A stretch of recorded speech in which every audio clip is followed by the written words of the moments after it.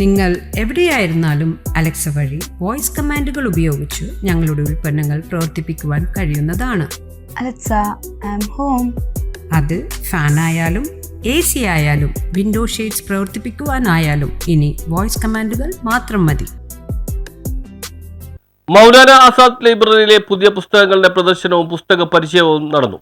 ഗ്രന്ഥശാല പക്ഷാചരണത്തിന്റെ ഭാഗമായി മൗലാന ആസാദ് ലൈബ്രറിയിലെ പുതിയ പുസ്തകങ്ങളുടെ പ്രദർശനവും പുസ്തക പരിചയവും എഴുത്തുകാരുമായുള്ള സംവാദവും നടന്നു. പനയപ്പള്ളി ലൈബ്രറി ഹാളിൽ നടന്ന പരിപാടിയിൽ library vice president K Sumayya അധ്യക്ഷത വഹിച്ചു. KP വിജയന്റെ വായിക്കാൻ പഠിച്ചവർ PK സുധീർ രചിച്ച ഗ്രന്ഥശാല പ്രസ്ഥാനം ഇന്നലെ ഇന്ന് പ്രൊഫസർ ശിവദാസ് രചിച്ച വരൂ ശാസ്ത്രജ്ഞനാവാം എന്നീ ഗ്രന്ഥങ്ങളിലെ ഉള്ളടക്കത്തെക്കുറിച്ച് സുമയ്യ ടീച്ചർ ക്ലാസ് എടുത്തത് സദസ്യരായെത്തിയ വിദ്യാർത്ഥികൾക്ക് ഏറെ വിജ്ഞാനപ്രദമായി മാറി. ലൈബ്രറി പുസ്തകങ്ങൾ ഇഷ്യൂ ചെയ്യുമ്പോൾ അത് വീട്ടിൽ കൊണ്ടുപോയി വിൽക്കുന്നു. ഇഷ്ടമുള്ളവർ വായിക്കും, ഇഷ്ടമില്ലാത്തവർ വായിക്കില്ല. എന്നാൽ കഴിഞ്ഞ ഒരു വർഷങ്ങളായിട്ട്, ഒരു 10-15 വർഷങ്ങളായിട്ട് വായന ഒരു ജനകീയ സംരംഭമാക്കി മാറ്റുകയും വായനയുടെ പ്രാധാന്യത്തെ എത്ര കണ്ട് ഉൾക്കൊണ്ടുകൊണ്ട് മുന്നോട്ട് കൊണ്ടുപോകാൻ പറ്റുമോ അതുപോലെ വിദ്യാഭ്യാസ മേഖലയിൽ അത്തരം പ്രവർത്തനങ്ങളെ വളരെ ഭംഗിയായി ഏകോപിപ്പിച്ചുകൊണ്ടും വായനയുടെ സമഗ്രത ഉൾക്കൊള്ളുന്നതും കുട്ടികളിൽ കൂടുതൽ താല്പര്യം നിലനിർത്തുവാൻ വേണ്ടിയുമുള്ള ഒരു ശ്രമം ഈ രംഗത്ത് നടക്കുന്നുണ്ട്.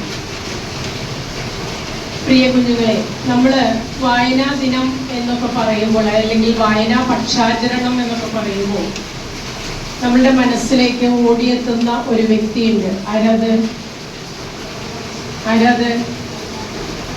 നമ്മുടെ മനസ്സിലേക്ക് ഓടിയെത്തുന്ന വ്യക്തി?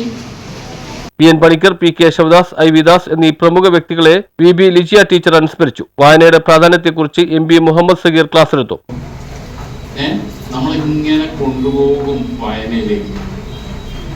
അതിൻ്റെ ശരിയായിട്ടുള്ള ഇതിനകത്തേക്ക് കൊണ്ടുപോകാൻ വേണ്ടിയിട്ട് നമ്മളിങ്ങനെ നയിച്ച് നമുക്ക് പുസ്തകം വെക്കാനായിട്ട് തോന്നുന്നു. അപ്പം രാത്രി 1:30 മണി 2 മണിക്കൊക്കെ നമ്മൾ ഈ പുസ്തകം വായിച്ചുകൊണ്ടിരിക്കും. അപ്പം നമുക്ക് പഠിക്കാനുള്ള പുസ്തകത്തിന്റെ മുകളിൽ ഇത് വെച്ചിട്ടാണെങ്കിൽ വായിക്കും. അപ്പം വീട്ടിലുള്ളവരൊക്കെ വിചാരിക്കുന്നത് എന്താണെന്ന് വെച്ചാൽ മോൻ ഭയങ്കര പഠനത്തിലാണ്. വായന മരിച്ചിട്ടില്ലെന്നും ഏതൊക്കെ ആധുനിക ഓൺലൈൻ മാർഗത്തിലൂടെ അറിവ് നേടിയാലും പുസ്തക വായനയിലൂടെ മാത്രമേ ചിന്താപരമായ അറിവ് നേടാനൊക്കൂ എന്ന് ഷെരീഫ് മൈത്രി തന്റെ ആശംസാ പ്രസംഗത്തിൽ വ്യക്തമാക്കി. Sunitha Faisal, MH Azeez, NK M Sharif എന്നിവർ സംസാരിച്ചു. News bureau, Mattancherry.